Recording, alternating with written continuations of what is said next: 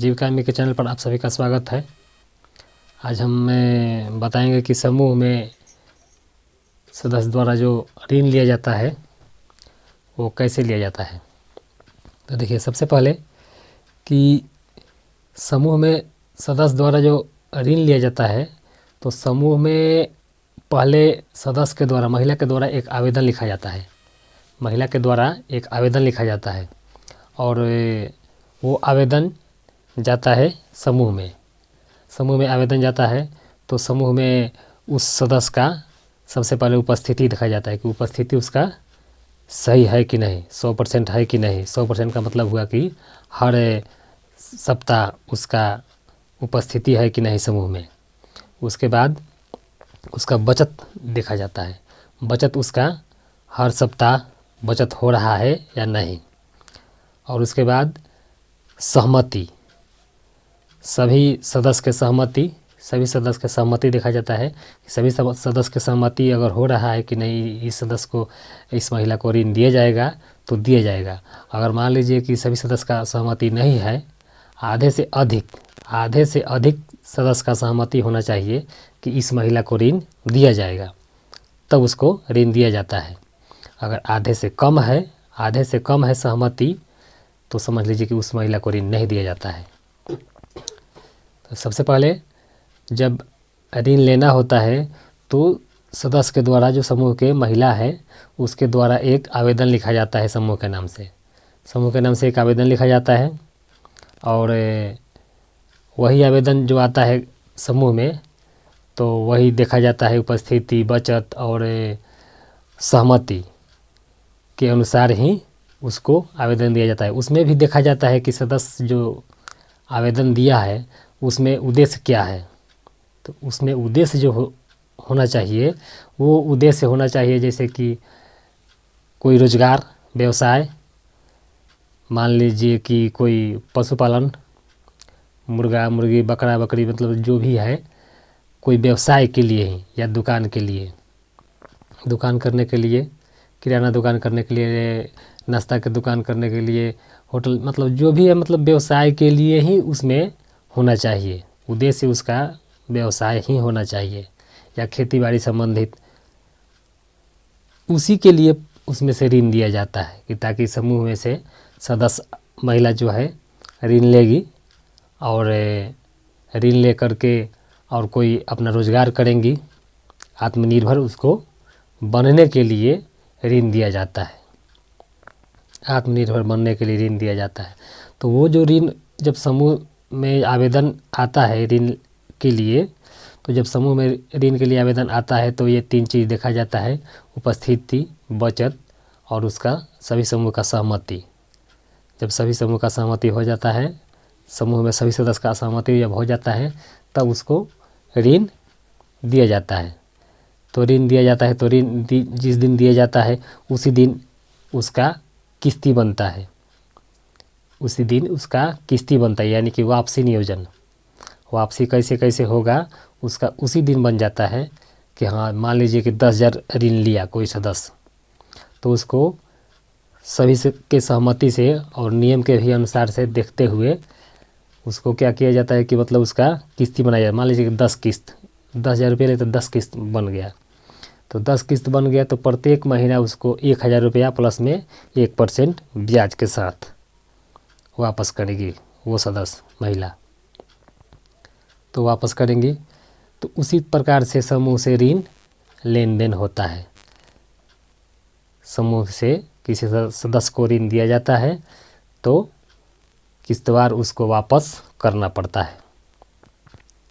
और देखिए, उसमें जब मान लीजिए कि 5 सदस्य अगर ऋण ले लिया, तो 5 सदस्य अगर ऋण ले लिया तो समूह का राशि खत्म हो गया। जब समूह का राशि खत्म हो गया, अगर उसी वक्त किसी छठा महिला, 7वां महिला का जरूरत पड़ गया कि नहीं हमको भी ऋण चाहिए, वो भी अगर आवेदन दे रही है समूह में, तब उसको कहाँ से दिया जाएगा? तब उसको ये होता है कि उसका आवेदन जो होता है समूह के कार्यवाही पुस्तिका में चर्चा करते हुए उसमें से आवेदन एक तैयार करके, समूह के नाम से आवेदन तैयार करके ग्राम संगठन में दिया जाता है। समूह के नाम से आवेदन तैयार करके ग्राम संगठन के नाम से दिया जाता है। जब ग्राम संगठन में आवेदन जाता है तो वहाँ उस समूह के बारे में चर्चा होता है और वहाँ भी वही फार्मूला लगता है। वहाँ भी वही फार्मूला लगता है कि उस समूह का जो है ये ग्राम संगठन में उपस्थिति है कि नहीं, उसका बचत जो आता है, एचआरए बचत आता है समूह से, उसका एचआरए बचत आ रहा है कि नहीं। और सभी समूह के जो लीडर यानी प्रतिनिधि है वो आती हैं ग्राम संगठन के बैठक में, तो वो अब चर्चा करेंगे, सहमति करेंगे कि हाँ इस समूह को दिया जाए या नहीं दिया जाए। तो इसमें भी ग्राम संगठन के सदस्य जो है, इसमें भी आधे से अधिक, प्रतिनिधि सभा तो लगा है लेकिन आधे से अधिक प्रतिनिधि सभा जो है उसमें आधे से अधिक सदस्य द्वारा अगर सहमत है तो उसको ऋण दिया जाता है, उस समूह को ऋण दिया जाता है। अगर वो सहमत नहीं है तो ऋण नहीं दिया जाएगा। ग्राम संगठन में से जब उसको ऋण दिया जाता है तो उसी समय उसका एक वापसी नियोजन बनता है कि वह समूह कितना किस्त में वह वापस करेगा, और समूह को यह बात बताया जाता है। समूह के जो लीडर आती है उनको बताया जाता है। ग्राम संगठन जब भी लेन देन करता है तो सिर्फ समूह से ही लेन देन करता है, किसी महिला से नहीं, और ना ही किसी महिला के नाम पर ऋण देता है। सिर्फ और सिर्फ समूह को ग्राम संगठन जो पहचानता है तो सिर्फ समूह को पहचानता है और समूह को ऋण देता है, समूह से ऋण वापस लेता है। अगर हो सकता है मान लीजिए कि छठा महिला को ग्राम संगठन से दे दिया गया, उसके बावजूद भी सातवां महिला, आठवां में 2-4 गो और महिला हैं जिनको अभी तक ऋण नहीं मिला है, और वो भी उसी समय आवेदन कर दिया कि नहीं हमको भी ऋण की आवश्यकता है, 5,000, 10,000, 20,000, 50,000 जितना है, मतलब ऋण की आवश्यकता के अनुसार अपना वो आवेदन कर दिया। तो आवेदन कर दिया तो समूह में बैंक लिंकेज भी होता है, बैंक से भी पैसा आता है। बैंक लिंकेज हम अगले वीडियो में आपको बताएंगे, बैंक से किस तरह से लिंकेज किया जाता है। बैंक से भी आता है तो बैंक से भी उठा करके सदस्य को दिया जाता है। बैंक से भी लिंकेज होता है तो समूह के नाम पर ही होता है, किसी महिला के नाम पर नहीं होता है, और सभी के सहमति से तब जा कर के वो बैंक के से पैसा उठाया जाता है, उठा करके और किसी सदस्य को ऋण दिया जाता है। फिर उसको 1% ब्याज के साथ में उसको वापस किया जाता है समूह में, और समूह जो है उसको बैंक को वापस करता है। अगर समय के अनुसार बैंक को वापस करेगा तो उसको मतलब 1% से भी मतलब कम लगेगा। और उसके बाद मान लीजिए कि अगर ग्राम संगठन समूह में अगर पैसा कम हो गया, समूह से पूरा नहीं हुआ, बैंक लिंकेज से लेकर के भी पूरा नहीं हुआ, फिर भी किसी सदस्य को भी आवश्यकता है, पैसे की ऋण की आवश्यकता है, तब उसको क्या किया जाएगा कि ग्राम संगठन अगर CLF से जुड़ा है, संकुल से कहीं जुड़ा है, तो ग्राम संगठन जो है अपना वो मांग बनाएगा CLF में, यानी संकुल में अपना मांग बना करके देगा। तो जिस तरह से एक सदस्य के द्वारा आवेदन आता है समूह में, और समूह में चर्चा करते हुए फिर समूह से आवेदन आता है ग्राम संगठन में, तो ग्राम संगठन में चर्चा होता है, मिनट लिखा जाता है कार्यवाही पुस्तक में, और कार्यवाही पुस्तक में चर्चा करते हुए फिर ग्राम संगठन से आवेदन जाता है संकुल में, CLF में। तो जब संकुल में जाता है तो वहाँ भी वही फार्मूला लगता है कि यह जो ग्राम संगठन है इसका उपस्थिति सही है कि नहीं, ये जो इसके ऊपर जो ICF ऋण है इसके पहले, तो ICF ऋण है पहले, तो वो रिटर्न वापसी सही से हो रहा है कि नहीं, तो वापसी सही से हो रहा है कि नहीं तो वो देखा जाता है। अगर सब कुछ सही है, ICF राशि देखिए, ICF राशि जो होता है पहले हम बता चुके हैं पहले पिछले वीडियो में कि सबसे पहले ICF राशि जाता है, RF का राशि जाता है, यानी परकर्मी निधि का राशि, निवेश निधि का राशि समूह में जाता है। तो वह राशि जो है मतलब समूह और भियो से घूम करके वो संकुल में जाता है। तो वही संकुल जो रिकॉर्ड देखता है ग्राम संगठन का कि यह ग्राम संगठन का रिकॉर्ड कैसा है। ठीक उसी फॉर्मूला को अपनाते हुए जो संकुल है, संकुल भी अपना ऋण उसी प्रकार से देता है। लेकिन हाँ, जो संकुल जो ऋण देता है तो वो जो है 50 पैसा, 100 रुपया पर 50 पैसा ब्याज लेता है। 50 पैसा के हिसाब से ही ब्याज लेता है। तो जब सदस्य के द्वारा 1% आता है समूह में, समूह 1% देता है ग्राम संगठन को, और जब ग्राम संगठन जब संकुल को देता है तो वो 50 पैसे के हिसाब से देता है। बाकी के 50 पैसे रख लेगा अपना ग्राम संगठन में। वही जो ग्राम संगठन में जो आईसीएफ का राशि जो है, आईसीएफ का राशि पहले आया था, अब उसमें से ब्याज जितना होता है उसी ब्याज में से बीके अंशदान बुक कीपर का हम बताएंगे आपको अगले वीडियो में, बुक कीपर और सीएम के बारे में।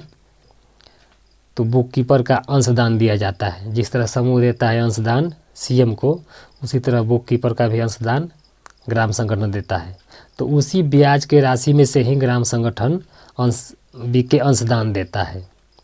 और उसमें जो भी मिसलेनियस खर्च होता है, फोटोकॉपी, लेखन सामग्री, यातायात खर्च, तो उसी आईसीएफ के ब्याज जो होता है उसी ब्याज में से वो खर्च करता है अपना ग्राम संगठन।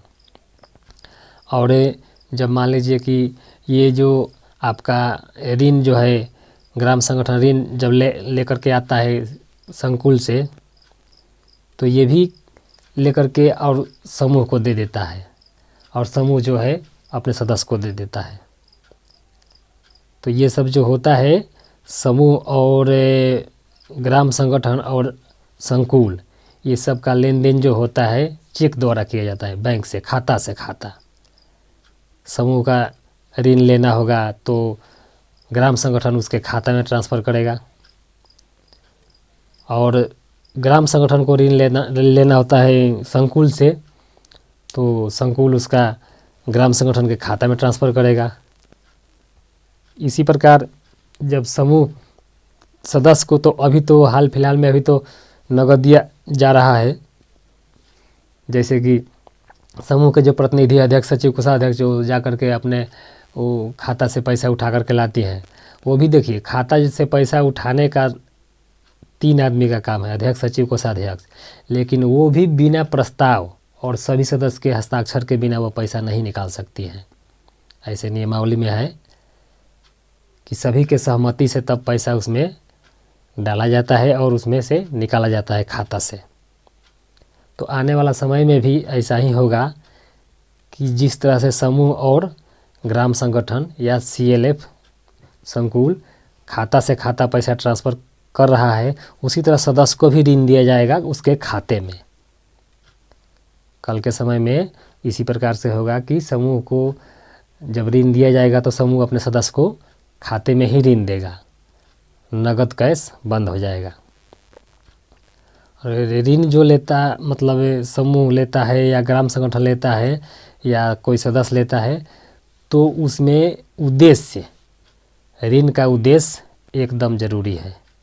जब तक ऋण का उद्देश्य नहीं रहेगा तब तक उसमें से जो समूह है या ग्राम संगठन या संकुल है, वो आपका जो आवेदन है वो स्वीकृत नहीं करेगा।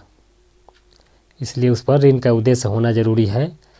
आवेदन जब लिख रहे हैं तो ऋण का उद्देश्य ज़रूरी है कि हम किस पर्पस से हम ये ऋण ले रहे हैं, किस लिए ले रहे हैं ऋण। ऋण इसीलिए दिया जाता है कि कोई रोज़गार करें, और रोज़गार करें, अपना आमदनी बढ़ाएं, आत्मनिर्भर बने।